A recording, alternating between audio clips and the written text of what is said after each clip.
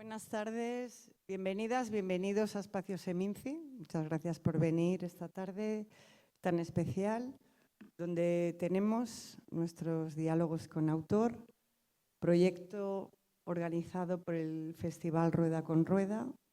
Comenzamos la andadura el 1 de abril de este año, si mal no recuerdo, ¿verdad? Sí. Con Julio Medem. Por aquí han pasado visitas excepcionales, Celia Rico, Belén Funes, Jonas Trueba. Y tenemos la oportunidad de poder dialogar, escuchar a cineastas de prestigio del cine español con sus obras, sus procesos creativos, su retrospectiva, sus sueños y lo que nos quieran contar. Esa es la aventura que nos va a contar nuestro compañero del Festival Rueda con Rueda, que nos acompaña hoy para hacer el coloquio con nuestro invitado, a quien van a presentar, Pedro del Río. Muchas gracias por venir. Muchas gracias, Carmen. Bueno, muchas gracias por venir. Muchas gracias, Jaume. Voy a hacer una breve introducción, que espero no dejarme a nadie. Esto es una iniciativa del Festival Rueda con Rueda, que este año hemos cumplido 10 años y, de hecho, la semana pasada hemos cerrado la 10ª edición. Y un poco como cierre de esta edición, hemos planteado un mini programa de encuentros con cineastas, que arrancamos hoy con Jaume Balagueró. El jueves 4 tendremos con nosotros a María Ripoll y el próximo martes 9 estarán con nosotros los Moriarty. El Festival Rueda con Rueda y estos encuentros de autor, estos diálogos de autor, son posibles gracias al apoyo de la Denominación de Origen Rueda, que es la promotora principal del festival, junto con el apoyo de la Diputación de Valladolid, del Ayuntamiento de Valladolid y de Fundaciones GAE. Además, pues tenemos una colaboración con la Semana Internacional de Cine de Valladolid, con Seminci, y con su director José Luis Cienfuegos, para hacer estos encuentros aquí, en este espacio maravilloso. Y para este encuentro concreto hemos colaborado y estamos colaborando con el Festival de Cine Fantástico y de Terror de Valladolid, el PUFA, que tenemos aquí a uno de sus responsables principales y que, bueno, pues estamos encantados de establecer estas sinergias, porque aquí en Valladolid pues creemos mucho en la colaboración entre las instituciones que hacemos actividades culturales y relacionadas con el cine, porque es difícil, todos sabemos lo difícil que es montarlas y hacerlas. Y bueno, pues muchas gracias, David, y muchas gracias a Seminci y al resto de colaboradores. Y bueno, sin más, voy a presentar a Jaume, aunque poca presentación necesitas. Jaume Balagueró es un cineasta nacido en Lérida, que tiene ya una dilatada carrera como director en el mundo, normalmente en el mundo del fantástico y del terror, aunque con alguna excepción puntual. Y bueno, lo que vamos a hacer es charlar un poco sobre su carrera, sobre cómo enfoca el trabajo en el género, cómo ha enfocado las diferentes películas que ha hecho. Y esto es un diálogo abierto, es decir, yo voy a ir lanzando preguntas a Jaume, pero en un momento dado, cuando tengáis alguna cosa que preguntar, estoy seguro que tendréis alguna pregunta, pues levantéis la mano y estaremos encantados de contestar. Bueno, yo, empezando por el principio, un poco cómo empezaste tu carrera. Entiendo que en el mundo del cortometraje en los años 90, y cómo enfocaste, o si siempre tuviste esta pulsión hacia el cine fantástico, o fue una cosa que llegó un poco a medida que ibas indagando y pensando en lo que ibas a hacer. Bueno, hola a todos, gracias por haber venido. Bueno, yo efectivamente empecé en los años 90 con 2 cortometrajes, ¿no? Yo creo que sí, yo creo que yo siempre había sido un niño y un adolescente muy aficionado a lo que hoy se llama friki, ¿no? Yo había sido un niño y un adolescente friki de esa época, que también lo sabíamos. Y entonces yo creo que ya tenía bastante claro que quería dedicarme al cine fantástico. Es verdad que tú piensas, me gustaría hacer cine fantástico. Era la época del VHS, de los videoclubs, etc. Y nosotros veíamos muchas cosas. Toda mi generación es la generación del VHS. Es una generación que ha crecido viendo clásicos, viendo lo que se entiende como cine bueno, pero también viendo mucho cine popular y mucho cine de videoclub que nos ha influido y nos ha enseñado tanto como el otro, ¿no? Y entonces teníamos muy claro que queríamos, o yo tenía muy claro que quería hacer cine fantástico, por lo menos en parte. También es verdad que en aquella época el cine fantástico era algo muy ajeno a lo que era España, ¿no? Había habido el Fantastic en España en los años 70, pero el cine fantástico era algo que no tenía mucho, no tenía cabida. Yo recuerdo cuando yo estaba preparando mi primera película, yo tenía el guión y allí donde iba me decían, uy, pero esto en España no se puede hacer. Lo que pasa es que coincidió un poco también con un evento que fue el que en España lo cambió todo, que fue el estreno, yo considero que ese es el evento que lo cambió todo, fue el estreno en salas de El Día de la Bestia de Alex de la Iglesia, ¿no? Y ahí de repente, inesperadamente, se demostró que se podía hacer cine fantástico y de género, un cine absolutamente popular y arrasar en salas. Y que la gente fuera a verlo aún siendo español. Y entonces eso yo creo que abrió las puertas y mucha gente empezó a atreverse, ¿no? Y yo estaba ahí. Y entonces es cuando conseguí hacer la primera película, que era Los sin nombre, ¿no? Que no era exactamente una película de terror en realidad, sino que era un thriller terrorífico, diría yo. Sí, bueno, es que efectivamente yo recuerdo cuando, porque el Día de la Bestia sí la vi en el cine y efectivamente cambió un poco la percepción de los espectadores hacia el cine español. En aquel momento tenía una consideración bastante floja, digamos, y sobre todo las nuevas generaciones no entraban bien, y el Día de la Bestia de repente a los que teníamos entonces 16, 17 años, 18, pues nos abrió los ojos a una cosa distinta que coincide también con toda esta generación de cineastas vascos que aterrizaron en Madrid y demás. Y lo del videoclub es muy interesante porque justo hoy tengo un alumno que yo creo que está un poco chalado, que quiere hacer un TFG sobre el slasher español. Y entonces se lo voy a tutorizar y estábamos hablando hoy justo de los videoclubs y de el auge que había del cine fantástico en esa época, con películas de terror que tenían secuelas infinitas que estaban más pensadas para videoclubs que para salas de cine, porque claro, ahí nos hemos cultivado todos, las alquilábamos y veíamos compulsivamente películas muy locas. Muy locas, sí, sí. Y sería imposible. Y bueno, sí que es cierto, Los sin nombre es verdad que es un thriller, que más un thriller que una película de terror, lo que pasa es que tiene estos elementos terroríficos. Esto me recuerda un poco también el concepto de afrontar el thriller como una peli de terror que tenías Fincher en Seven o Jonathan Demme en El silencio de los corderos, un poco ese enlace.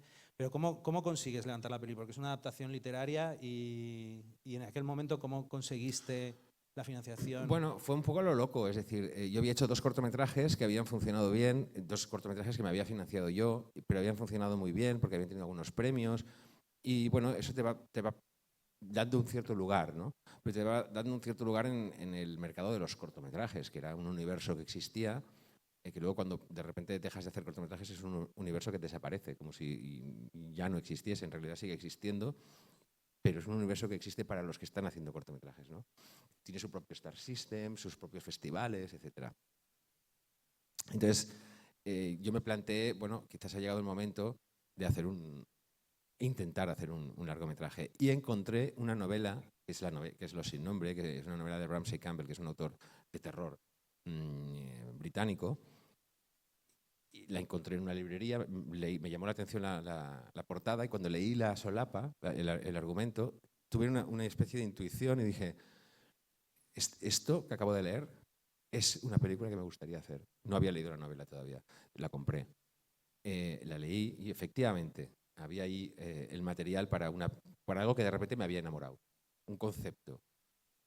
Y me puse a escribir un guión en mi casa. Yo nunca había escrito un guión más que los guiones que había hecho de los cortos. Y me puse a escribir un guión de largometraje en mi casa, en la mesa del comedor, con todos los papeles. La familia teníamos que comer en la cocina porque no se podía tocar aquellos papeles ahí extendidos y tal. Pero no había nada más. Entonces había un productor, que es el que había estado conmigo en los cortos, que me animó a hacerlo, y una vez acabado el guión es cuando se fue al Reino Unido a hablar con la gente de Ramsey Campbell, del autor, y consiguió los derechos. Con los derechos y ese guión, entonces empezamos a buscar, a ver quién entraba ahí. Habíamos conseguido una subvención a nuevo proyecto del nuevo realizador del Ministerio de Cultura, que yo en aquella época no sé si ni siquiera si era el ICA, se llamaba ICA ya, estamos hablando del año 90, puede ser, pero era un dinero muy relativo, con eso no se podía hacer nada, o no se podía levantar la película. Necesitamos un productor, entonces empezamos a ir a productores y la respuesta siempre era esta, uy, pero es que esto en España no, esto no se hace en España, entonces eran no. Hasta que un día hablamos con Julio Fernández, que era el que acaba de fallecer hace poco, hace unos días. Y entonces hablamos con él y él nos dijo, sí, vamos allá. Dependiendo de los actores, siempre es un poco así, ¿no?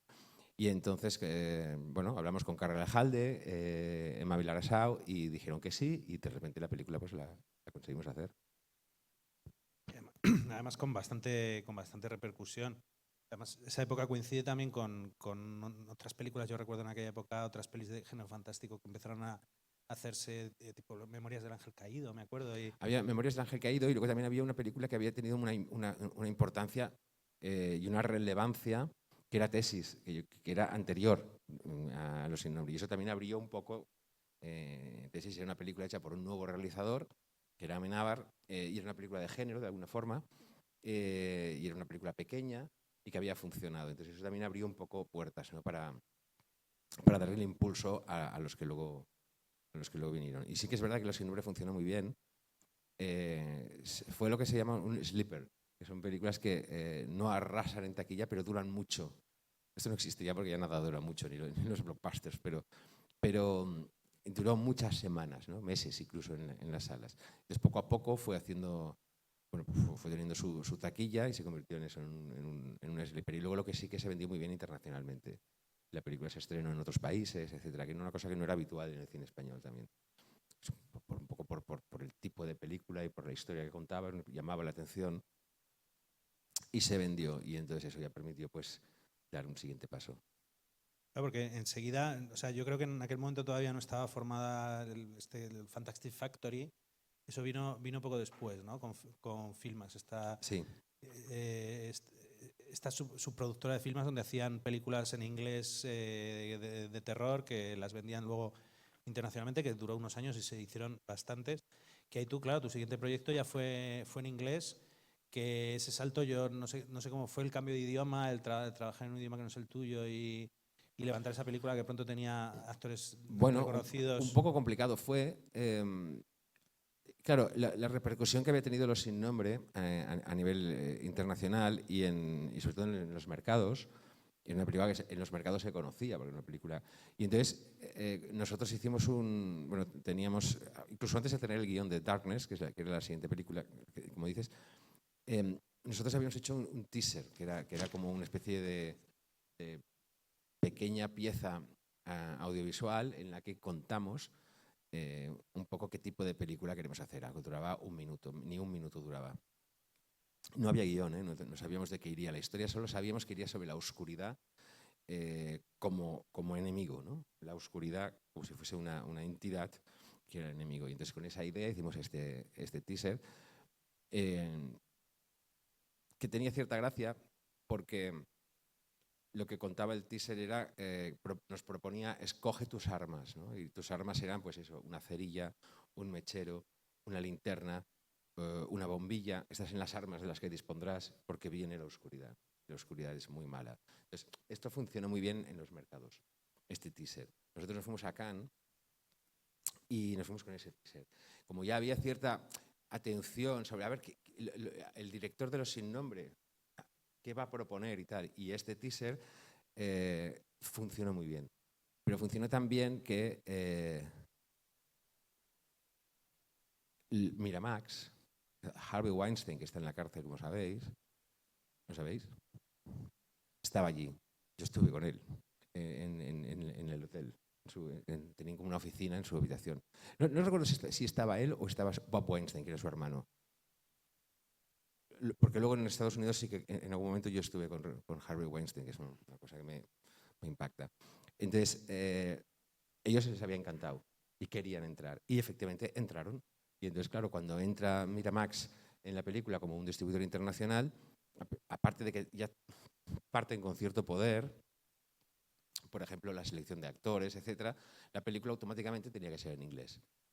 Y una película más grande de lo que en principio tenía que ser.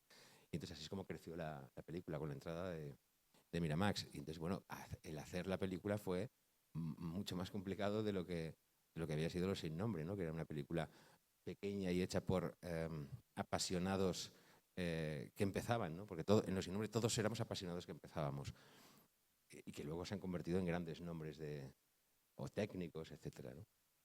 Y entonces nada, pues fueron viajes constantes a Estados Unidos para hablar, que si el actor, a reunirse con la actriz.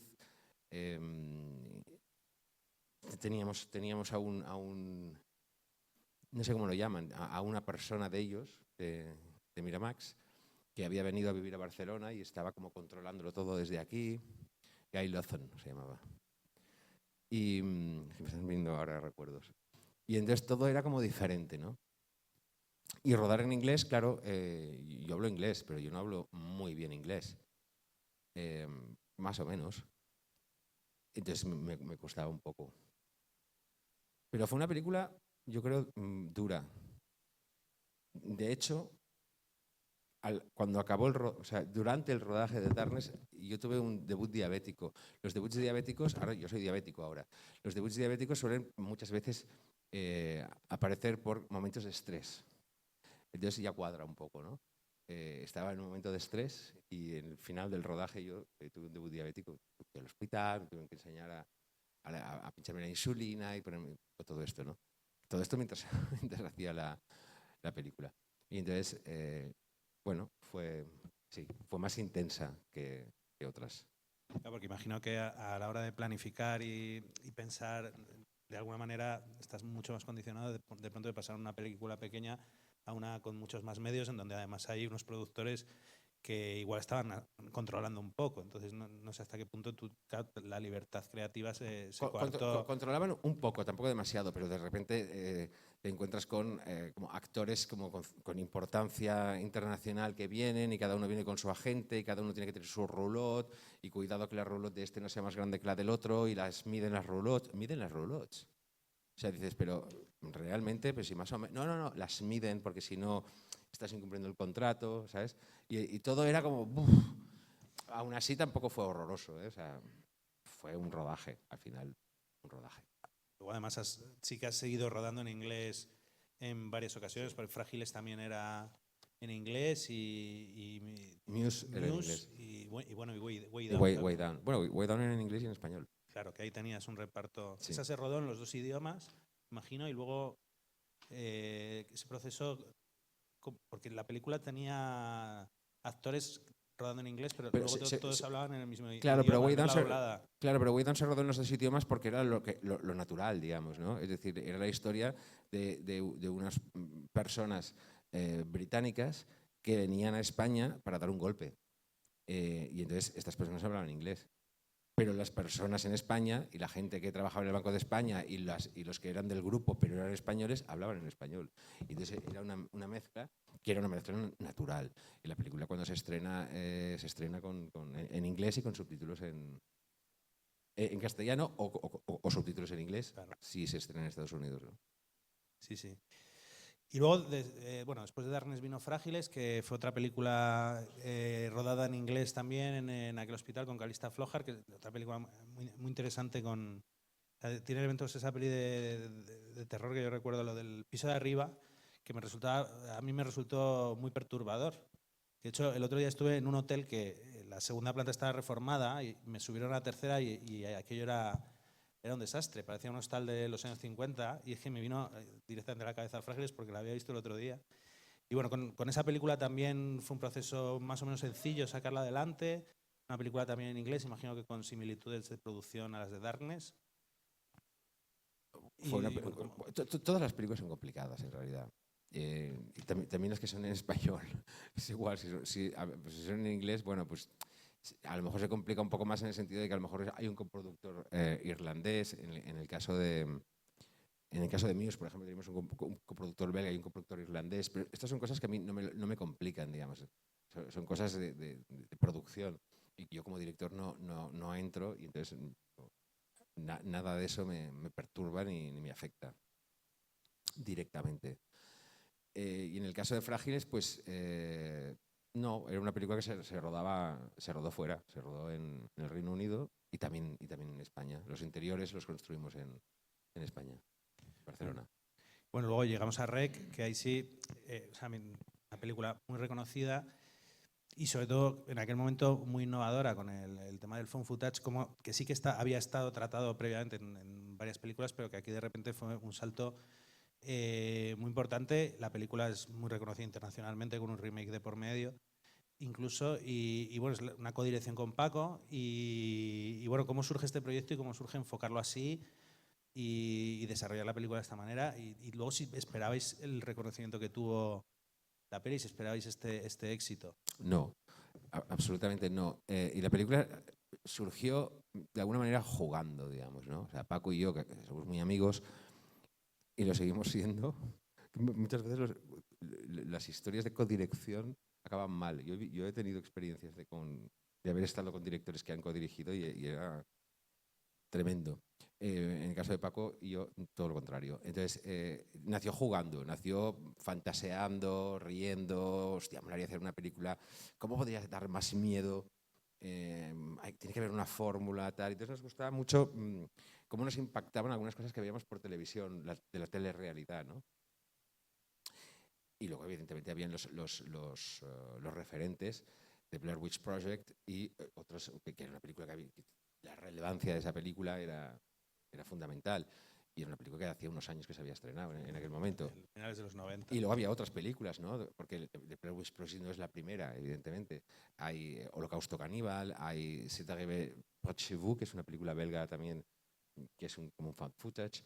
Entonces, todo esto nos interesaba mucho y le dábamos vueltas. ¿Cómo podemos intentar? Entonces, lo que se nos ocurrió es que en lugar de un fan footage, que es, hemos encontrado unas cintas que grabó alguien y las vamos a montar y vamos a ver qué le pasó a esa persona, ¿no?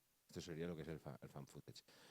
Nosotros no queríamos eso. Nosotros lo que queríamos es poner el ojo del espectador directamente en la lente de la cámara y dejarle que participara en el proceso de grabación y que fuera en tiempo real, ¿no? Es decir, es como si tú estás con tu ojo en una cámara que está grabando algo que está pasando, ¿no? En tiempo real. Claro, esto era complicado porque implicaba planos muy largos y tal, es la cámara de un reportero y un periodista y seguirles en directo y en tiempo real. Y entonces esto tenía una serie de dificultades, pero queríamos utilizar este sistema narrativo que nos parecía súper interesante porque era directo y porque implicaba al espectador directamente en la historia y no le dejaba salir. Pero tenía una serie de exigencias. Es decir, el director de fotografía tenía que ser un actor, porque el cámara, que es quien está grabando, es un personaje que está allí. Entonces nosotros tenemos a Pablo Rosso, que es el director de fotografía con el que muchas veces trabajamos, pero Pablo es una persona extremadamente tímida. Pablo no soportaba la idea que de pronto la actriz, Manuela Velasco, se dirigiera a él y le preguntara porque él se bloqueaba y no podía contestar, no sabía contestar. Pero necesitábamos que hablara, porque formaba parte de la película, pero no hablaba. Entonces, al no hablaba lo tuvimos que doblar. Asumían los actores que decía algo y entonces le contestaban, pero él no hablaba. Y entonces lo tuvimos que doblar en postproducción, ¿no? Y las exigencias eran muchas, planos muy largos, una serie de condicionantes que complicaban la película, que aparentemente es muy sencilla, porque es una cámara grabando todo el rato, pero detrás de esa sencillez se esconde una complejidad muy bestia. Es decir, por ejemplo, los efectos especiales normalmente cuando se graban, bueno, hoy en día, como se hace mucha cosa de CGI, etcétera, ya no, pero cuando los efectos son prácticos, en la grabación de un efecto especial es de una precisión quirúrgica. Es decir, vamos a grabar como, no sé, este señor le cortan la cabeza, ¿no? Es una cosa muy de película. Pues entonces la cámara tiene que estar en la posición perfectamente planeada, la luz tiene que ser la adecuada para el efecto especial, para que no se vea esto, todo tiene que estar hecho para que no se vean los trucajes y los cables de donde va a salir la sangre, etc. Todo está quirúrgicamente planteado para eso. Pero ¿qué ocurre cuando el efecto es complicado, como estos, pero tiene que suceder durante un plano que ya lleva 8 minutos funcionando y que viene de la calle, que viene de un coche de bomberos y que el mismo plano ha salido del coche de bomberos y ha entrado en el edificio y se ha encontrado unos vecinos en el portal y la cámara nunca ha cortado y sigue y entonces suben y hay un jaleo, que si bajen de abajo, que no se muevan de ahí, ¿qué está pasando? Que no se muevan, tal y cual, y jaleo, suben, tiran una puerta, entran, encuentran una señora, estoy contando la película, encuentran una señora, bueno, igual habéis visto, ¿no? Encuentran una señora, ¿qué le pasa? Señora, tranquilícese, tranquilícese, y de repente la señora se tira encima de uno de los policías y le arranca de un mordisco un trozo de cuello que se ve gráficamente como el cuello se desgarra, sale y aparece borbotones de sangre. Y después de eso el plano ha de continuar más. Entonces, ¿cómo hacemos eso? ¿Cómo podemos conseguir que ese plano práctico de efecto especial pueda estar metido en medio de esa vorágine? Pues ahí estaba la complicación, ¿no? Y se podía hacer, sí, se pudo hacer, pues escondiéndonos y cuando intuimos que la cámara se va a girar nos agachamos y tenemos los sitios donde nos podemos meter y en ese armario nos podemos meter y debajo de esa mesa también que no se nos verá y todos corriendo y dando vueltas. Y entonces era un poco... ¿Qué dices? Qué divertido, ¿verdad? Pues sí, la verdad es que muy divertido.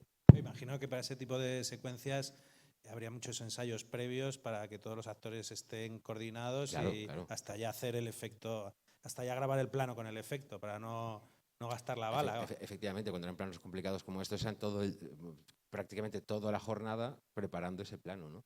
Y muchas veces sin los actores también, porque los actores no supieran exactamente qué es lo que iba a pasar, porque también a esto hay que añadirle que queríamos guardar muchos secretos de cara a los actores, ¿no?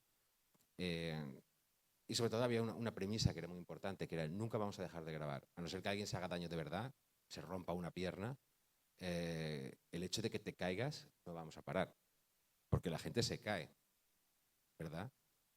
En la vida real la gente se cae, entonces esto era real, entonces si te caes, pues te has caído, o sea, te tendrás que levantar, pues te levantas y sigues, que es como es la vida real. Entonces la premisa era siempre, nunca vamos a dejar de grabar, nunca. Y los actores esto les producía una excitación y un nerviosismo, y ese nerviosismo se notaba en ellos.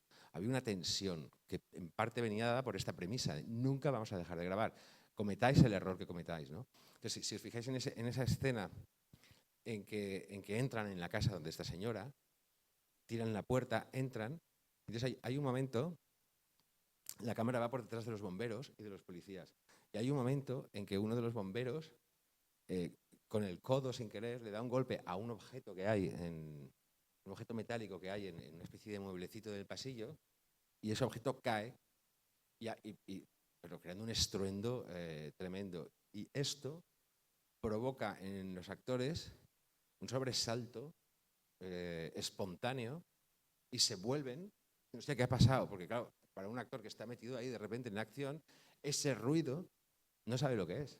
No sabe si es que se ha roto un foco, si es que han dicho corten, o sea, de repente algo pasa, ¿no?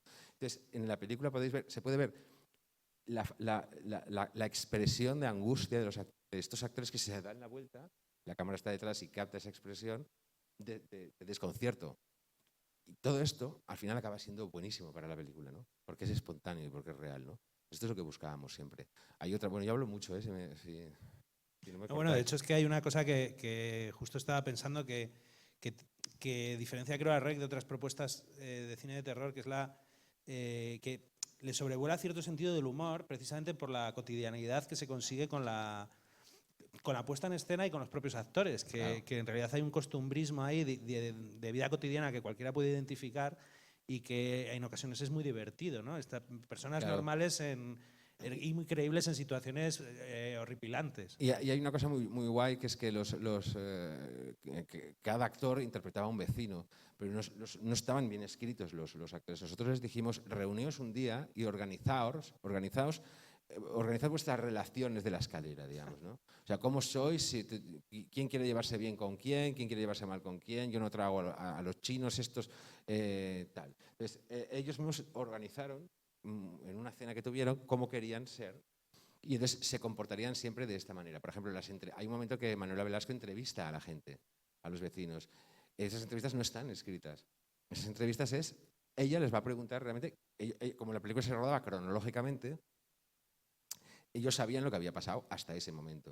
Entonces les preguntaba, bueno, a ver, ¿qué está pasando? Tal. Entonces ellos hablaban, y hablaban en base a lo que sabían que esos personajes eran, pero nosotros no sabíamos lo que iban a decir. Pues claro, hay momentos increíbles. Por ejemplo, María Lanau, que es la actriz que interpreta a la madre de la niña, tiene un momento que es soberbio, y ella misma estaba improvisando, ¿no? Al matrimonio, había un matrimonio anciano, y entonces era fascinante porque no entendían por qué había dos directores. Manuel Brunchut, que también falleció hace unos años, era el que interpretaba al marido, no entendía por qué había dos directores y estaba angustiadísimo, no lo entendía. Yo recuerdo que Paco le decía, Paco tiene mucha gracia y le gusta mucho reír, a mí también, y entonces Paco le decía, no, Manuel, es que como Jaume es diabético, por si le pasa algo, yo estoy de repuesto, tal, ¿no? Y entonces era muy gracioso. Y entonces, el día de las entrevistas, yo le dije a la señora, a la que interpretaba a la mujer, le dije, es muy importante que cuando os entrevistemos te acuerdes de que vivís en el segundo, ¿vale? Y esto es muy importante para la película. ¿En el segundo, eh? Sí, en el segundo. No te vayas a equivocar porque es que luego esto va a tener mucho que ver con lo que va a pasar. Entonces, vivís en el segundo, acuérdate. Y Paco, lo habíamos pactado, evidentemente, y Paco le dijo a Manuel Brunchut, Manuel, cuando os pregunten en qué piso vivís, es muy importante que te acuerdes que vivís en el tercero. Entonces dijimos cosas distintas. Y entonces, cuando veis la peli, es maravilloso porque ella dice, pero ¿ustedes viven en qué piso? Dice, en el segundo. Y el marido dice, no, en el tercero. Y dice, no, en el segundo. Y entonces se ponen como nerviosos porque ven que el otro lo está cagando, ¿no? Y entonces empiezan como a discutir allí, ¿no? Entonces, todo era un juego así, de buscar este tipo de cosas. Entonces, que es súper divertido, ¿no? Has comentado que se rodó en orden cronológico la película. Prácticamente, sí. Sí, que eso me parece muy interesante porque no es habitual y bueno, supongo que pudo hacerse, que no imagino por el espacio pudisteis administraros así y en ese sentido o sea, ¿crees que fue una cosa que mejoró la película, sobre todo a nivel de interpretación, porque les ocultáis información a los actores como recurso? Claro, el no rodar cronológicamente, que es lo habitual en cine, siempre es un problema con el que hay que lidiar, ¿no? Y sobre todo para los actores es un problema con el que hay que lidiar. Porque muchas veces los actores tienen que empezar con un momento de una intensidad que pertenece al final de la película cuando todavía no han interpretado todo el arco que les va a llevar allí. Pero eso es lo que hay que hacer. Entonces, ¿qué ocurre? Que claro, Rec era una película que se rodaba toda en un edificio, que es el edificio. Y además no solo se rodaba en ese edificio, sino que todos los equipos y todos los departamentos estaban también en ese edificio. Había pisos. Era un edificio que estaba vacío completamente. Abandonado, no vivía nadie. Entonces teníamos a nuestra disposición todos los pisos de todas las plantas. Y algunos pisos estaban como atrechados para ser pisos y otros se utilizaban como departamentos, es decir, el maquillaje está en el segundo izquierdo, dirección en el tercero, producción. Entonces, esto era un edificio que era un estudio de cine. Eso permite rodar la película cronológica. Claro. Y, sí, bueno, ya antes de pasar a lo que supuso Rec, bueno, hay una cosa que me parece muy interesante porque sí que es verdad que este tipo de películas con este enfoque de seguimiento con cámara y tal, suele ser un poco increíble en un momento dado el que el tipo que lleva la cámara no la suelte. Y a mí lo que me gusta mucho de Rec es que o sea, os estáis molestando mucho por guión constantemente en que sea creíble que no suelte la cámara, porque están grabando ese programa de televisión, Además, la periodista tiene un carácter que en ocasiones sale y le dicen, y se te ocurra dejar de grabar. Pues yo, por ejemplo, me acuerdo de una peli como Cloverfield en la que en un momento dices, es que es absurdo que este tío no tire la cámara al suelo y salga corriendo más rápido. Pero aquí está como muy bien sembrado al principio, porque parece un programa de La Sexta de seguimiento de Bueno, tal, y luego que no la tire, porque yo me creo en todo momento que no tiren la cámara. hay una frase muy emblemática en la película que es Pablo, grábalo todo por tu puta madre, ¿no? Entonces, es que es una frase que además mi hijo tiene 7 años, el otro día vio el tráiler y bueno, está como que fascinado con la peli porque no la puede ver. Pero está muy escandalizado porque dicen esa palabra, ¿no? Y digo, bueno, pues que en la vida cotidiana a veces a gente la dice y tal, no, pero es horrible y tal. La necesidad periodística de grabarlo se convierte en una necesidad casi vital, porque ya no es solo periodística, sino que es que se sepa lo que ha pasado porque es lo que nos defenderá a nosotros, ¿no? Es lo que nos da garantía de poder seguir vivos. Y cuando ya ni eso funciona, entonces, claro, jugamos a otra cosa, que es la única manera de poder ver es con la cámara. Cuando ya no es necesario ni periodísticamente ni por nada, la cámara se hace necesaria porque si no, no ves, porque tiene la visión nocturna y en la oscuridad absoluta es la única manera de ver, ¿no? Y ese es un juego que continúa en Rec 2, ¿no? En Rec 2 yo creo que todavía brilla más, porque en Rec 2 hay una cosa fascinante de cámaras. Cuando una cámara deja de funcionar, aparecen otros personajes, que son unos niños, con una historia paralela que también van a acabar en ese edificio y que llevan su propia cámara. Y entonces son las cámaras que se van sustituyendo por el azar. Y cuando ya parece que ya no hay más cámaras, entonces hay ese tercer acto en que aparece... ¿Lo habéis visto, Rec 2? ¿Lo puedo decir o no esto? Sí, sí.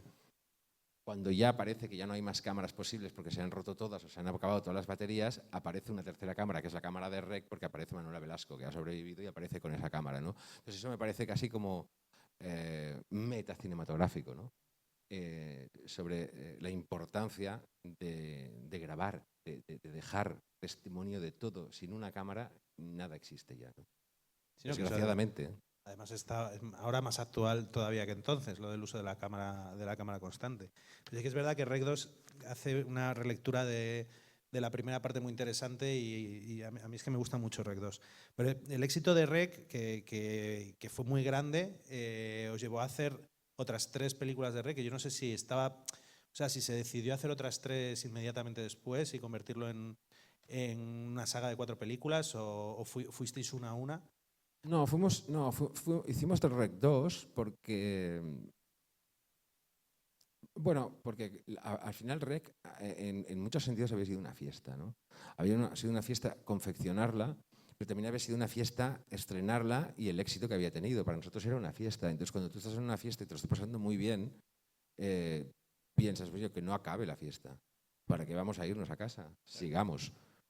Pon más discos y sigamos aquí. Y entonces pusimos más discos, hicimos Rec 2. Y luego hubo un parón y entonces, bueno, como seguíamos fantaseando con la idea y el universo, etcétera, se nos ocurrió hacer 2 más. Lo que pasa es que era un poco más vago eso y entonces Paco hizo Rec 3 y queríamos hacer Génesis y Apocalipsis, que sea lo que pasó antes y lo que pasó después. Entonces Paco hizo Rec 3 porque en ese momento porque era un proyecto más personal suyo y además yo estaba rodando otra peli en ese momento. Y después yo hice Rec 4. Pero que ya eran películas distintas, ya eran como utilizar el universo para hacer como homenajes, digamos, a cosas, ¿no? En el caso de Rec 3 era un homenaje a eso, ¿no? A la comedia terrorífica y en el caso de Rec 4 era un homenaje a la serie B de acción ochentera, entonces era un poco eso la idea. Sí, sí, eran ya películas de otro tipo. Rec 3 además tenía muchísima comedia. Claro. Y bueno, la verdad que es una saga que es muy interesante en conjunto. ¿Y qué opinas del remake que hicieron de Quarantine? Sí. Yo te diría que realmente no la he visto entera. No, lo que pasa es que yo estuve en el rodaje, ¿no? Paco y yo estábamos en Los Ángeles cuando la estaban rodando y nos invitaron y fuimos. Y yo creo que lo que vimos es que estaban copiando la película. Ellos tenían la cinta, tenían el DVD de Rec y entonces miraban las escenas para hacerlas lo más posible, lo más parecidas posible. Pero yo creo que el error que tuvieron fue que quisieron parecerse demasiado y lo que tendrían que haber copiado, pero eso es una opinión mía, ¿eh? Lo que tendrían que haber copiado es el espíritu, digamos. Es cómo lo hicisteis, cómo rodasteis, con qué espíritu. Y con ese espíritu no haría falta copiar nada, sino que hazlo, ¿sabes? Y hubiera salido más puro, digamos, ¿no? Pero no lo sé. Yo respeto mucho la película, es un remake, pero creo que no llegué a verla. No la llegué a ver no por nada, ni por desprecio ni nada, simplemente porque me asusta un poco ese tipo de cosas, ¿no? Ver algo que es lo que yo hice pero diferente. Entonces me perturba, pues me da como miedo.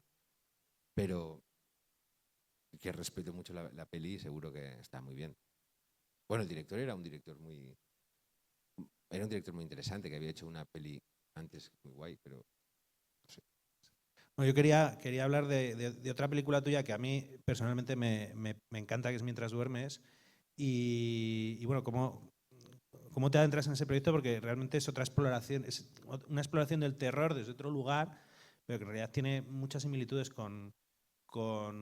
y muy coherente con tu cine en esta búsqueda de la maldad absoluta, ¿no? Y aquí lo que pasa es que normalmente son entes sobrenaturales y aquí de pronto está personificado en un conserje, que además Luis Tosar está increíble. Y claro, yo es que, o sea, recuerdo muchas veces la secuencia en la que le habla a la vecina hacia el final y la hunde, y cómo se va o sea, desvelando la naturaleza. O sea, es una película que a mí me genera mucha tensión, me encanta cómo está planificada y rodada, y sí que me interesa mucho saber sobre el proceso que hubo con Mientras duermes, porque es una película estupenda. Mientras duermes era un guión de Alberto Marini que me pasó, ni siquiera me lo pasó para que yo dirigiera, me lo pasó para que le diera mi opinión. Y mi opinión fue, yo la haría. Me dijo, hostia, pues vamos a intentarlo. Y entonces así fue. El guión originalmente era algo más áspero. Y entonces yo trabajé con Beto para hacerlo. La historia es la misma exactamente, pero lo hicimos un poquito más asequible, lo hicimos un poquito más comercial, de alguna forma, ¿no? Porque era un guión más duro. No duro por excesivo, sino duro por planteamiento, ¿no? No era más... Y entonces lo comercializamos un poquito, lo hicimos más asequible y entonces, por ejemplo, recuerdo que esa escena, la que dices, es una escena que yo quise aportar, lo decías tú, ¿no? De la señora, sí. La señora, la vecina, Sí. en un momento dado Sí. la destroza Sí. psicológicamente en un momento. Y entonces nada, pues así es como nació la película, un guión que era de Alberto Marini. O sea, ¿quedaste contento? ¿Estás contento con esa película? Sí, muy contento. Me gusta mucho, sí. Que, bueno, me gusta mucho o sea, desde el punto... O sea, mis películas me gustan mucho, algunas, y otras, pero al mismo tiempo no me gustan nada, porque pienso que las podríamos haber hecho mejor, ¿sabes? Pero sí me gusta. Hay algunas películas mías que me hacen muy feliz verlas, porque los recuerdos que me traen, etcétera. Pero bueno, es que fue muy gozoso trabajar con aquel equipo y con Luis y con Marta y bueno, con todos los actores. Yo me lo pasé muy bien, sí. Y quedé muy contento con el resultado. Sí.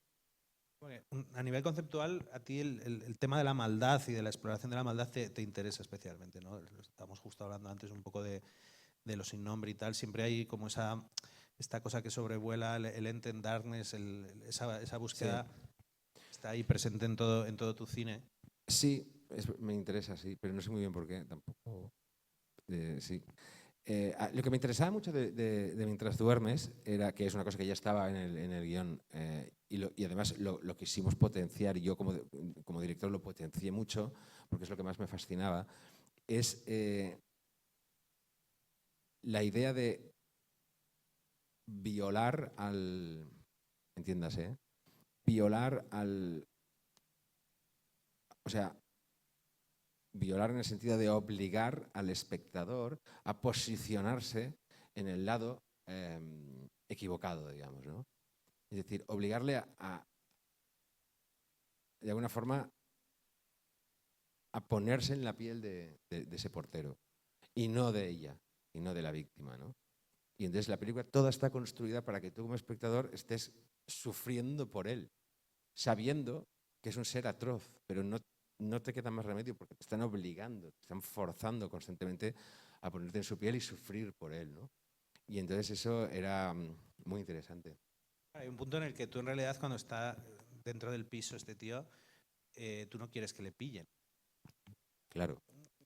Ahí estaba. Y es muy mala persona y eso lo sabes. Entonces es muy interesante ponerte ahí. Pero hay algo muy interesante también en que la pregunta de por qué no quieres que le pillen, ¿no? O sea, fíjate, esto es una cosa en la que nosotros, una cosa que nos sucede en nuestra vida constantemente. Y ahora veréis por qué. Nosotros no queríamos que le pillaran porque si le pillan se va a producir una situación tan embarazosa que es insoportable. Es decir, si lo pillan van a descubrir que estaba debajo de la cama mientras ellos estaban teniendo sexo por la noche y luego ha ido y se ha escondido en la bañera y se ha quedado mojado ahí en la bañera. O sea, es tan embarazoso todo y tan difícil de explicar que es insoportable. Entonces nosotros no queremos que esto pase porque nos va a hacer padecer mucho. Por lo ¿Me explico o no? Por lo embarazoso. Entonces, no, por favor, no. Y esto en la vida nos pasa todo el rato. O sea, que no pase esto porque es súper embarazoso. Lo embarazoso es angustiante, digamos.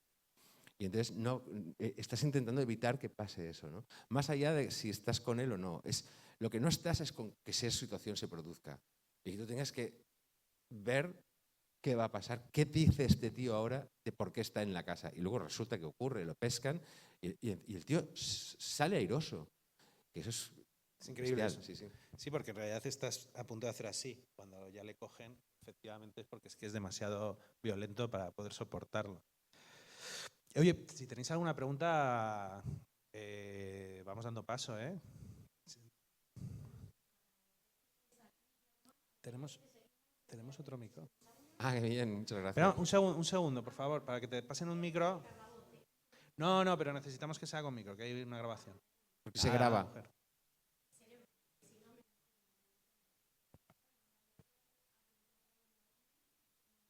Jaume, al hilo de mientras duermes, yo uno de los 2 trabajos que tengo acompaño a personas y no sabes la cantidad de veces que recomiendo tu peli en procesos de coaching para que la gente descubra que a veces el mal que vivimos es producto de la envidia. Entonces yo nunca empaticé con Luis Tosar, yo con el personaje de Marta, y lo que a él le fastidiaba era tener a alguien al lado feliz y contento. Entonces a mí eso es lo que me dio miedo y agradecértelo. Y solo la pregunta que te voy a hacer es, no sé si lo has comentado antes porque llegué, disculpa, 15 minutos tarde, ¿cuál fue la primera película que tú viste de niño que te dio miedo? Gracias. La primera película que yo vi de niño que me dio miedo, no sé exactamente cuál fue, pero te podría decir algunos títulos. Yo vi una de niño, no sé cómo de niño, ¿eh? A lo mejor tenía 11 años, o 12, pero yo vi una película que se llama The Other, El Otro. Es una película de Robert Mulligan. La vi en un autocine que había en Barcelona con mis padres y me perturbó mucho esa peli, mucho.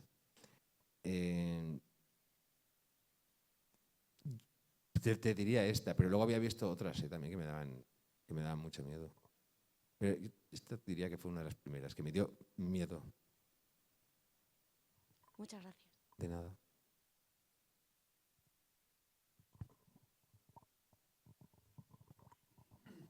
Pues, la primera, muchas gracias por venir aquí. Yo me vi tanto Rec 1 como 2 y me encantó muchísimo. Soy fan tuyo. Y me pregunta cuál es ¿cuál es una de tus películas favoritas y el por qué? En general. Sí, tipo, digo una de tus películas favoritas porque no sé si tienes una en específico, pero Pero de favoritas del mundo, dices, ¿eh? sí, sí. No tengo realmente. Es que no tengo. Yo siempre digo una que es la que me conmovió tan profundamente que la digo, pero o sea, hay miles de películas que son favoritas. Yo tengo ese problema, que todo es favorito para mí. Me gusta todo, ¿no? Es muy difícil que yo diga que algo no me gusta. A mí me gusta todo. Todo me gusta. Y las películas me gustan todas. Y no todas, pero me gustan demasiadas.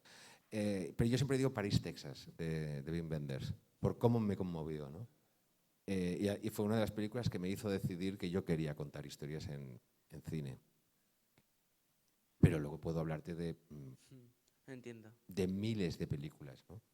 Me gusta mucho El quimérico inquilino, me gusta mucho Rosemary's Baby, me gusta mucho Aliens. Y diréis, y Alien no, digo sí también. Me gusta mucho Aliens por el impacto que me supuso cuando la vi. Una película que me fascinó, es una película un poco más desconocida, pero una película que no es favorita, pero también me conmovió profundamente. Es una película que se llama La Selva Esmeralda.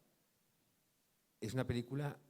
Hay muchas películas desconocidas que yo lo que hago es reivindicar, digamos. No es desconocida, pero yo reivindico, porque no son tan conocidas y creo que vale la pena que la gente las vea. La Selva Esmeralda, luego la volví a ver tiempo después y no me pareció tanto, pero cuando la vi en el cine, recuerdo incluso en qué sala, me desbordó, digamos. Es maravillosa.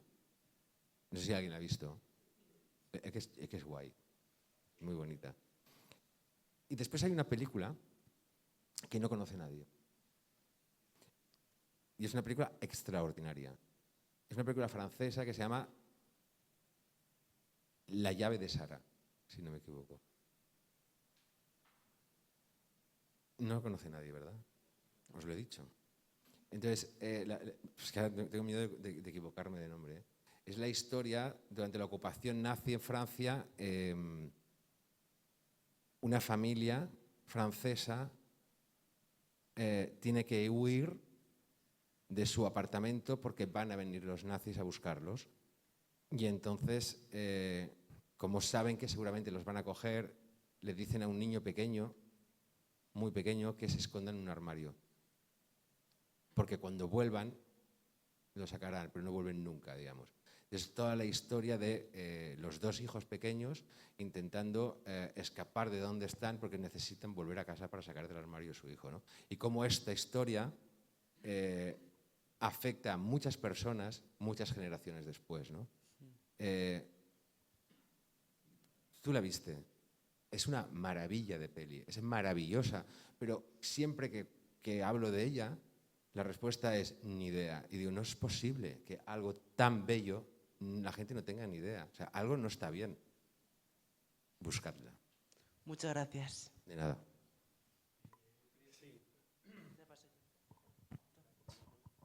Yo solo quiero empezar recordando el recuerdo que tengo de los gritos en la sala de ese pasillo con Manuela corriendo. Mi enhorabuena porque has mencionado a Julio Fernández, que por él estés aquí sentado. Eso es un agradecimiento a este hombre, a este loco hombre que logró que tú estés aquí sentado. Varias cosas. ¿Cómo es este hombre, tú, que empieza haciendo Red, y cómo es este hombre, tú, que tienes 40 películas hechas? Es decir, el disfrute de antes y el disfrute de ahora. Después me gustaría saber también, en este guión esperpénticamente raro, cómo planificas con los actores antes de empezar a rodar.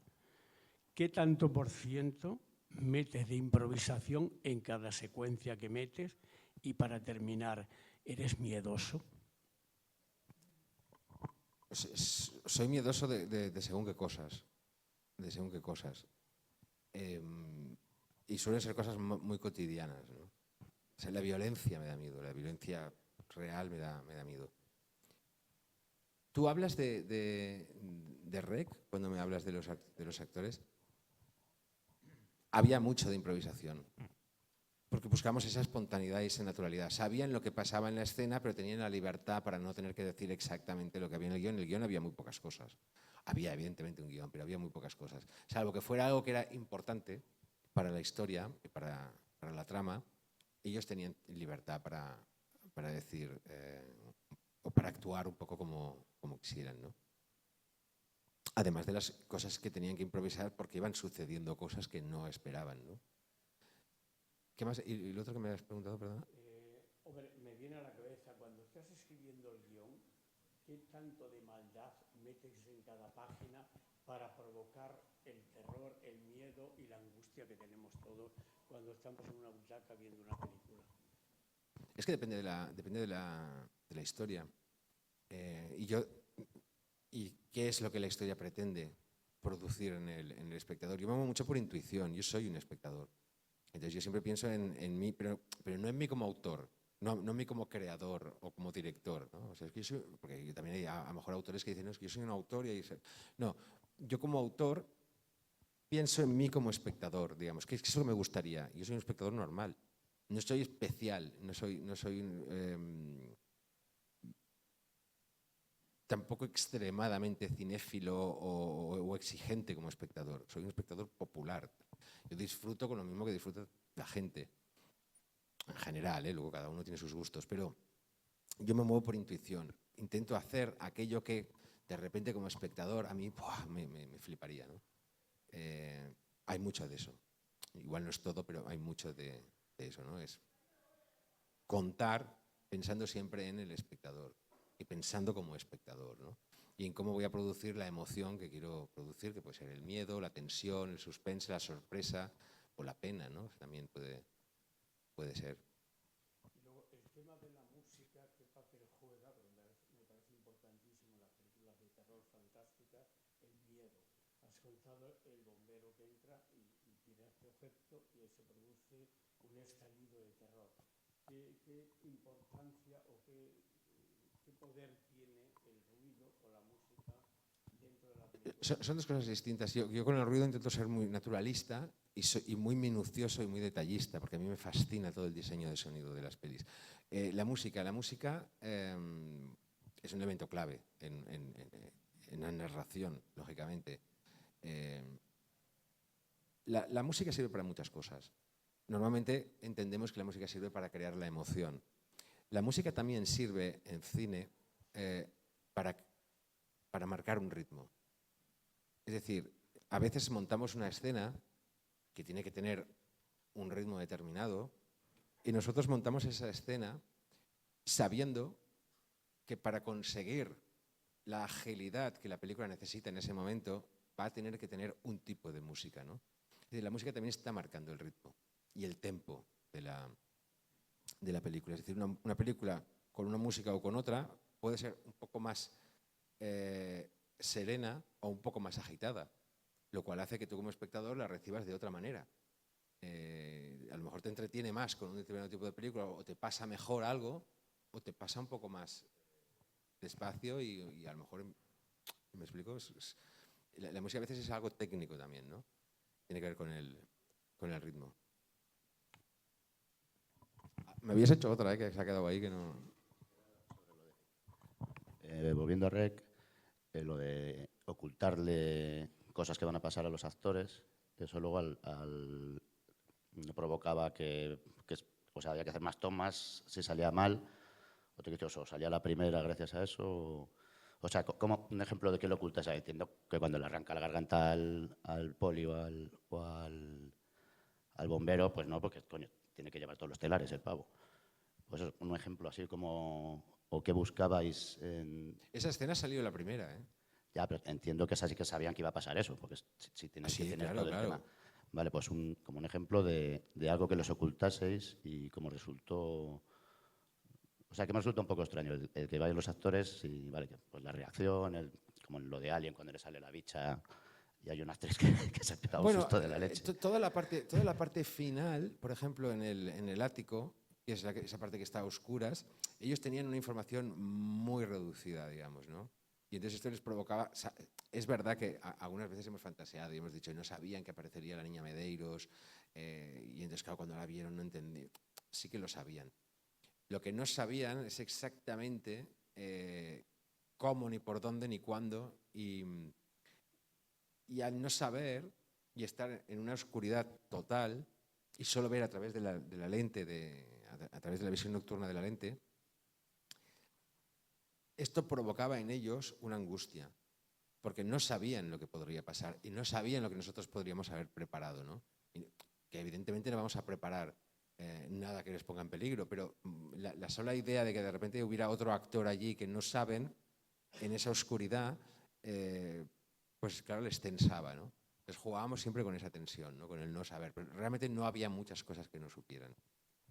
Pero si, por ejemplo, pues eso no podía provocar que hubiera que repetir la toma y, claro, ya se jodió el tema, porque ya sabes lo que va a pasar. Sí, no, claro, sí. Cuando tú repites una toma, se sabe. Lo que pasa es que cuando he dicho que repetíamos mucho las tomas, las repetíamos técnicamente. Y las repetíamos con cámaras y con dobles de actores y tal y cual. Pero ya con los actores en sí, nosotros ya sabíamos lo que teníamos que hacer y ellos sabían el recorrido, pero no habíamos repetido las escenas con los actores. Los dejamos bastante vírgenes en ese sentido, ¿no? Había una cosa que decías de la música antes, por ejemplo, Rec no tiene música, lo cual es muy interesante, porque por ejemplo, decimos, la música también sirve para el ritmo. Rec no puede tener música, porque nosotros no podemos. Sería incoherente con la propuesta. Claro, no puede tener ni música ni montaje, porque el montaje, por ejemplo, es una caligrafía narrativa, ¿no? Es decir, nosotros cuando contamos una historia hablando, estamos utilizando frases y construyendo frases y usando la gramática para contar algo. El cine es lo mismo. Usamos los planos, que es una gramática, es una lengua visual para contar una historia, ¿no? Pero aquí no podemos usar la gramática. Aquí solo hay un plano, es el plano que está grabando un señor de una cosa que está pasando. Entonces, teníamos que renunciar completamente a la narrativa clásica del cine, que es el lenguaje y es la gramática. No podíamos. Pero en cambio teníamos que crear suspense y teníamos que crear tensión. Y normalmente son cosas que se crean a través de esa gramática que nosotros no podíamos usar. Y la música lo mismo. No podíamos usar música porque no podíamos vernos nosotros. No podía haber alguien que decía, ¿a quién han puesto esta música? No, nadie pone nada. Aquí solo pasan cosas y un tío lo graba. Entonces no podíamos tener música. Entonces, claro, todo esto hace más difícil la peli, porque una peli con música es una peli que tiene más ritmo y ya es más contundente y favorece esos momentos de tensión, pero aquí la tensión era pura, era virgen, es decir, es la tensión que hay y nada la apoya. Luego, evidentemente, nosotros tenemos todo una serie de posibilidades y de elementos sonoros que sí nos ayudan a crear la tensión. Es decir, música no, pero a lo mejor nosotros vamos a utilizar un sonido grave que parece como un dron de estos, pero que lo que estamos haciendo es justificarlo porque la cámara ha recibido un golpe y de repente se empieza a oír algo raro. Y todo tipo de efectos de sonido que tenían que ver con la imperfección, con los golpes, con el mal funcionamiento de la cámara, todo esto nosotros lo utilizábamos para jugarlo a nuestro favor. No es que pasase de verdad, la cámara nunca se estropeó y los golpes no eran, pero son golpes que nosotros inventábamos y creábamos artificialmente y el mal funcionamiento también, y todo esto lo hacíamos para jugarlo a favor y conseguir cosas que a lo mejor con la música no podíamos. Bueno, es que de hecho, claro, en el cine de terror es muy habitual el golpe de efecto con el sonido, con la música y en Rec yo creo que una de las razones por las que funciona el terror es precisamente porque en contraprestación a la ausencia de música lo que hay es un realismo y una cotidianidad con unos personajes con los que te identificas muy rápido y eso en realidad genera una tensión que está ahí presente toda la peli. Yo quería hacerte una pregunta sobre cómo... Perdóname, es que ahora tengo una de que me has dicho tú, algo que no supieran ni tal y cual. Mira, cuando el bombero cae por el hueco de la escalera, esto no lo sabían los actores. Esto no lo sabían. No sabían que caería un bombero. Y entonces era fascinante porque al no saberlo, de repente ver que ha caído un bombero podría haber sido... colocando un foco o lo que fuera, se hubiera caído de verdad. Y entonces esto creó un momento tremendo. Entonces, pero claro, nosotros no podíamos tirar, porque cuando tú tiras un muñeco que tiene que parecer un bombero, no es un muñeco cualquiera, es lo que se llama un dummy, que es un muñeco que tiene el peso, la constitución y el peso exacto que tiene un ser humano para que la caída sea fidedigna a cómo caería un ser humano, ¿no? Y entonces, claro, eso pesa mucho, estamos hablando de 80 kilos. Entonces, claro, tirar 80 kilos desde arriba, cuando tenemos abajo a 15 vecinos totalmente descontrolados, es muy peligroso. Entonces nosotros por eso habíamos dicho al único que lo sabía, que era Ferran Terraza, que era uno de los bomberos, le habíamos dicho, bueno, había alguien más que lo sabía, pero en general no lo sabían. Entonces Ferran Terraza, su cometido era, no les dejes pasar esta línea y manténnos todos fuera, pero sobre todo, después eso lo ves y los vecinos están todo el rato, a mí nadie me dice lo que tengo que hacer, y se van para allá y el otro cae, no pasen, que no pasen, claro, no pasen porque saben que va a caer, no os puede dejar pasar, es su responsabilidad, ¿no? Y entonces en ese momento tiraban el muñeco y claro, el ruido era ensordecedor, cómo resonó aquello y claro, de repente nadie sabía lo que había pasado, si es que se había caído alguien, o se había caído un foco, o se había caído algo. Entonces se creó un momento tensísimo, pero recordad que había una premisa, que era nunca se va a dejar de grabar. Entonces todos tenían que, aún sabiendo que, hostia, igual aquí ha pasado algo gravísimo, mientras Paco o Jaume no nos digan, o Fernando Izquierdo, que era la dirección, no nos digan hemos cortado, nosotros tenemos que seguir. Entonces ellos pues desesperadamente intentaban seguir, ¿no? Y seguían. Y entonces y enseguida se dan cuenta de que no, que aquello había estado preparado y entonces ya enseguida cogían otra vez el ritmo, ¿no? Esta es una. O sea, podemos decir que es la primera película que pasó más miedo a la gente que la hizo que la que la vio. Y, una pregunta sobre, que entró un poco con tu última peli, que es Venus, que es una película que sí que me gustaría saber un poco cómo ha sido el proceso y cómo llegáis a esa idea. Y también yo cuando la vi me sorprendió porque, claro, también me interesa mucho saber cómo ves el género en los últimos años y el género de terror, que en los últimos años que está tan en boga este concepto de terror elevado, que en realidad es un saco en el que entran quizá muchas cosas de más, pero que sí que se juega con un poco un cine de terror como muy pretencioso desde un lugar más de querer jugar a ser un cine de autor más contemplativo, más cercano a lo que se pueda ver en festivales. Y ver qué opinas, porque a mí Venus me pareció genial, porque me pareció una película muy divertida y dentro de lo que es una película de terror, es que era una película distinta distinta a lo que se está haciendo ahora dentro del género, muy alejada de eso. Es que lo del terror elevado es, claro, pero elevado ¿para quién? Es decir, ¿quién? Claro, para mí Venus es una película de terror extremadamente elevado. ¿Por qué? Porque Venus es una historia que es, en realidad, está ideada como un canto de amor hacia el cine de género y hacia la fantasía, digamos. Es decir, una historia que empieza como una historia realista de una gogó en una discoteca que roba unos... No sé si pero bueno, no lo voy a contar demasiado. Roba una bolsa con droga, pero la pescan y entonces tiene que huir. Y se va con esas drogas y huye, y el único sitio donde puede huir es a casa de su hermana en un edificio a las afueras, que es el edificio Venus.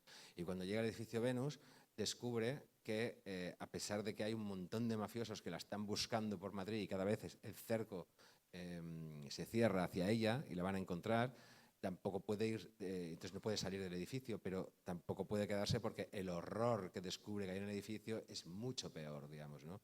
Y es un horror que tiene que ver con la brujería y que tiene que ver con algo cósmico, y entonces de repente una historia que venía siendo cotidiana y un thriller realista, de repente hay un germen de la fantasía, y la película es cómo ese germen de la fantasía va a crecer y se lo va a acabar comiendo todo.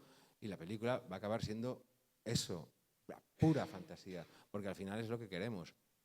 Nosotros somos fans del cine fantástico y yo quería demostrar en esa película que la fantasía se lo puede comer todo y se lo come todo en esa peli. Entonces era eso un poco, y hay más cosas de elevadas también para mí en la peli. Total, sí. De hecho iba un poco por ahí, porque la película a mí me gustó mucho el cambio de tono en un momento dado y cómo juegas con todos los elementos y cómo efectivamente la fantasía termina envolviendo la película Es una peli estupenda, vamos, ¿no? Es la última peli que de momento estrenaste, que está ahí, yo creo que está en Prime. Bueno, hicimos un capítulo de... Ah, sí, la Historias para dormir. televisión. Ese es posterior. El televisor. Bueno, se estrenaron más o menos a la vez, pero la rodé después, sí. Está muy bien el televisor. Está muy bien, está muy bien. Además, muy buen actor el protagonista. Pablo Derqui. Muy buen Maravilloso, actor. sí. Y sí, porque bueno, en los últimos años has hecho Way Down, que es una película thriller alejada totalmente de los parámetros del cine de terror. Muse también, que es como otro acercamiento más clásico al género que Venus, pero que también es también rodada en inglés. Y bueno, es que hay un movimiento ahora muy grande en torno al género de terror. Hay muchas películas de terror. Y yo no sé cómo ves el género, ¿qué te parece que hay ahora llamativo, o hacia dónde crees que va, si es que va a alguna dirección? No, yo creo que no va a ninguna dirección, ni falta que hace, digamos. Van saliendo cosas, van saliendo pelis, a veces hay pelis que te vuelven loco y que te encantan, y otras que no, unas que te dan miedo y otras que no. Yo últimamente, es que yo no sé muy bien, no soy un experto, no estoy muy al día tampoco de todo lo que sale, pero últimamente sí he visto, ahora hablo de los últimos 2 años, pero sí he visto pelis que me han gustado. A mí me ha gustado mucho películas, o sea, me gustaron mucho bueno, a mí me gusta mucho La abuela, por ejemplo, de Paco Plaza. Es una película que me gusta mucho. Me gusta mucho unas de monjas hubo un par de monjas. Hubo la Primera profecía. La primera profecía me gustó mucho, y me gustó mucho también la otra que había, Immaculate, que también me gustó. Y últimamente, por ejemplo, a mí me ha sorprendido mucho y me ha gustado Weapons. A mí me gusta mucho esa peli. Entonces, no sé a dónde va, pero mientras me vayan dando cosas que me gustan mucho, yo estoy encantado. Para adelante, estoy de acuerdo. ¿Tenemos alguna pregunta más? Sí. Hola. Hola. Lo primero, me parece una barbaridad rodar con tanta gente, teniendo en cuenta sonidos sobre todo, y en un mismo espacio. No es como una pregunta, pero es como una observación general de REC. También me gustó mucho Días sin luz, el corto, pero de verdad que me parece fascinante como también el proceso de casting. Preguntarte un poco cómo fue con Manuela y demás, porque y queriendo mantener eso y sabiendo si esa persona te va a funcionar para un rodaje así. El casting de REC es algo que es para mí muy importante. Ahora veréis por qué. Nosotros necesitábamos actores que no fueran conocidos, lógicamente. ¿Por qué? Porque si no, la película no funcionaba. Porque tienes que creer que aquello está pasando, ¿no? De alguna forma, o sentir que aquello está pasando. Entonces tenían que ser actores no conocidos. Y esa era la búsqueda, ¿no? Entonces buscar actores que no son nada conocidos, pero que sabemos que son muy buenos actores y que son capaces de improvisar, y una niña que tiene que darnos miedo, y nos dio miedo en el casting. Esa es una búsqueda muy laboriosa, ¿no? Yo creo que todo el elenco de REC es maravilloso. Yo creo que fue un trabajo fascinante. Y en el caso del personaje de Ángela Vidal, que es la periodista, nosotros vimos a muchas chicas también. Pero entonces, claro, apareció la idea de Manuela Velasco. Manuela Velasco sí era conocida. Y entonces, aparentemente, esto era un problema. Pero luego enseguida pensamos, es que no es ningún problema. Que Manuela Velasco es perfecta porque ella se dedica a esto. Ella se dedicaba tenía un programa que se llama Cuatrosfera, y luego no sé si en Callejeros, pero hacía este tipo de programas como el que hace en la peli. Ella los hace y es buenísima y sabe, es ultra profesional haciendo eso, porque tiene mucha experiencia. Y entonces dijimos, ya, pero entonces igual la conocen. Digo, no pasa nada, porque la conocen ¿de qué? De hacer eso, perfecto. Entonces es perfecto, porque entonces todavía es más creíble. Porque la periodista es una periodista de verdad, ¿no? Que además era actriz, pero en aquel momento era muy conocida como periodista. O sea, todos nos lo creemos y la periodista además nos suena como periodista. Es perfecto y era perfecto. Entonces, yo creo que Manuela fue como el gran hallazgo, porque de alguna forma la peli, ella es la peli también, ¿no? Ella es la peli. La naturalidad con la que lo hace, yo creo que Manuela es la peli. El casting de Rec, esto es una anécdota, pero el casting de Rec, como no había mucho dinero en esa peli, se hizo muy poco porque nadie confiaba nada en esa peli. Entonces era como una experiencia. Bueno, a ver, la locura de Paco y Jaume, a ver qué.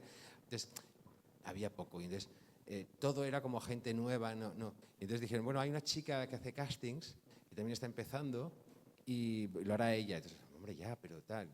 Entonces apareció una chica que era Cristina Campos, que es la que hizo el casting. Hizo este casting, que es maravilloso. Te decía que y luego ella ha seguido haciendo muchos castings en su vida. Pero te decía que es muy interesante el casting de Rec, porque